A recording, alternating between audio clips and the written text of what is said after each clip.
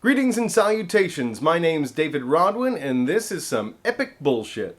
So it's day 8 of my fast and the third day of nothing but water, and I am still feeling fine. But this morning during yoga, I began to lose strength and almost hit my wall. So I backed off a bit, I skipped a few vinyasas, and I went straight to down dog. But that's still 5 yoga sessions in 8 days, not to mention a 30-minute run and 2 45-minute walks. So I'm totally satisfied with the amount I've exerted myself during this fast. But I've decided to end this fast. And since I'm going to make a separate vlog just about the break fast, now let me tell you about last night. Krishna Das was amazing. But when he sat down, the first thing he told us was that he was feeling a little bit emotional that day.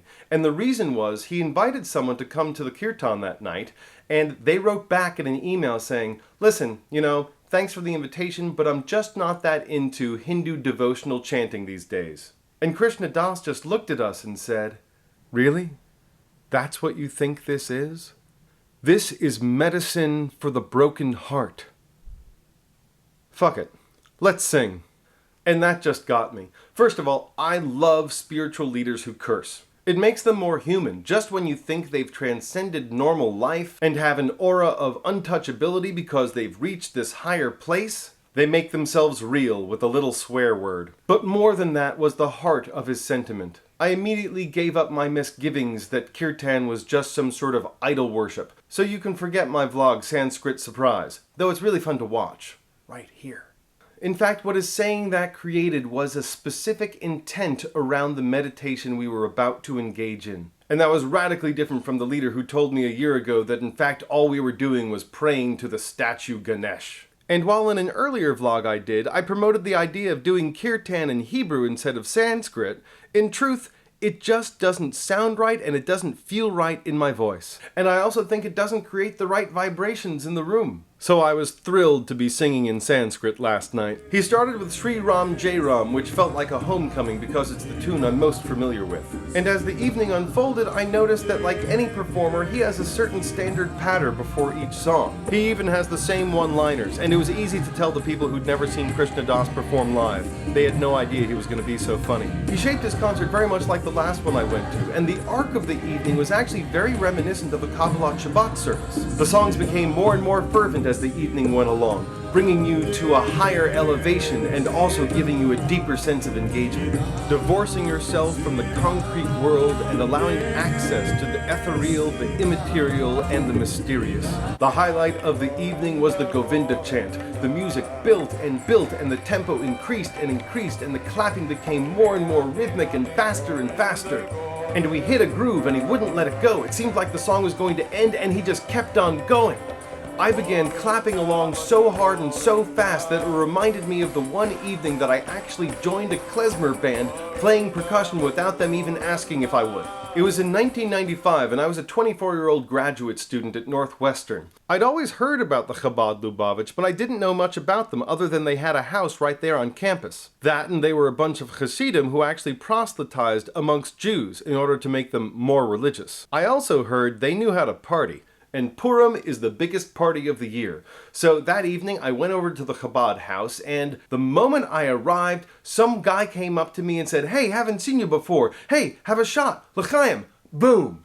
And down one shot. I got 2 more steps in and some other guy, again around my age, comes running over to me with 2 shots in his hand and says, hey, welcome. I haven't seen you before. L'chaim. Boom. Then a 3rd guy came over. Same thing. Then a 4th guy, and this guy was crazy looking. You see, Purim is a carnival festival, and everyone at this party except for me was in an elaborate costume. That includes this guy who came up to me. He's dressed as a medieval jester. He's got those shoes with the curly toes at the end and an amazing hat and this long gray beard. And he says to me, welcome, I haven't seen you before. Here, have a shot. And boom, l'chaim. And then he ran away to join one of the dancing circles. And then another guy came up to me with 2 shots in his hand, and then I said, whoa, slow down.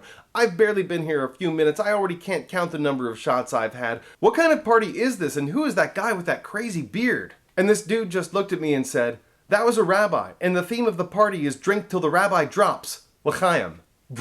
Now at the party there was tons of music and dancing. The men and the women danced separately, each in their own circles. And we danced to live music the whole time. They'd actually brought in a Klezmer band, a little trio. Just piano, drums, and clarinet. But they had some extra tambourines there. I got more drunk than I ever have in my entire life. I still don't remember actually how I got home. Luckily, I was on a bicycle, so I couldn't have gotten into too much trouble. But the next morning I woke up and I had bruises all over my body from hitting the tambourine and keeping rhythm for hours and hours with this Klezmer band. The Krishna Das experience was very different. Not only was I not intoxicated, I was bereft of any food in my stomach. And I left after 2.5 hours of song feeling light and exhilarated and almost high. It was a perfect final night of my fast. But singing in a group like that reminded me of part of the men's circle I went to the other day that really fell flat for me. One of the leaders had gotten up and was telling everyone how great the men's circle was because he finally, for the first time in his life, felt like he had a group of guys who always had his back. And while I don't deny the truth of his feelings, I wondered how any group who's just talking most of the time could really truly bond. I know on their weekends they do a lot of different physical trust exercises, but that's just one weekend. I'm talking about something much deeper than that. And while I was in that circle of men, I couldn't help but think only once in my life have I ever felt deeply connected to an entire group of men. And that was in college while I was part of the a cappella group, the Princeton Tiger Tones.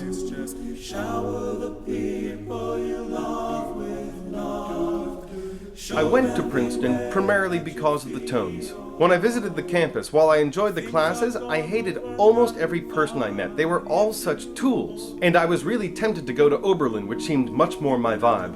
But one night I saw the Tones perform at an art sing, and I was moved beyond words. Not only were they technically and artistically extraordinary, they were so deeply in sync you could feel the love they had for one another. I'd never been in the presence of that kind of love. And at the end of the arch sing, when Puffed, aka Michael McCoy, came out to sing Shower the People by James Taylor, I nearly started crying. Not only was Puff's rendition the most soulful version I've ever heard of the song, as a group, they were just so powerful. They put their arms around each other at the end, and while they were facing us, it was clear they were just singing to each other. I'd never been in the presence of that kind of love, and I decided right then and there I had to be a Tone. And while I was with the Tones, I felt supported in love in ways that are almost indescribable.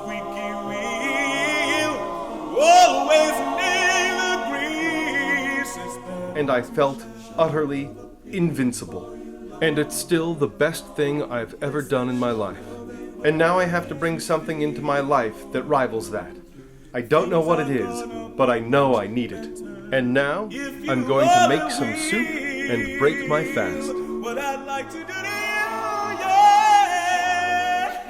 My name's David Rodwin, and this was some epic bullshit.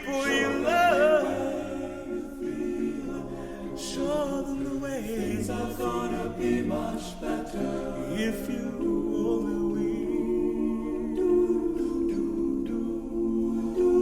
shower the people you love with love, show them the way that you feel. They say in every line, they say some rain will fall,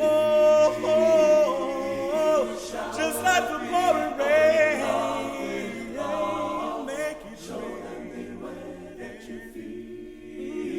Make it rain, love, love, love, sunshine, Lord, oh, make it rain, love, love, love, sunshine, oh, right now, everybody, show them the way you feel, shower.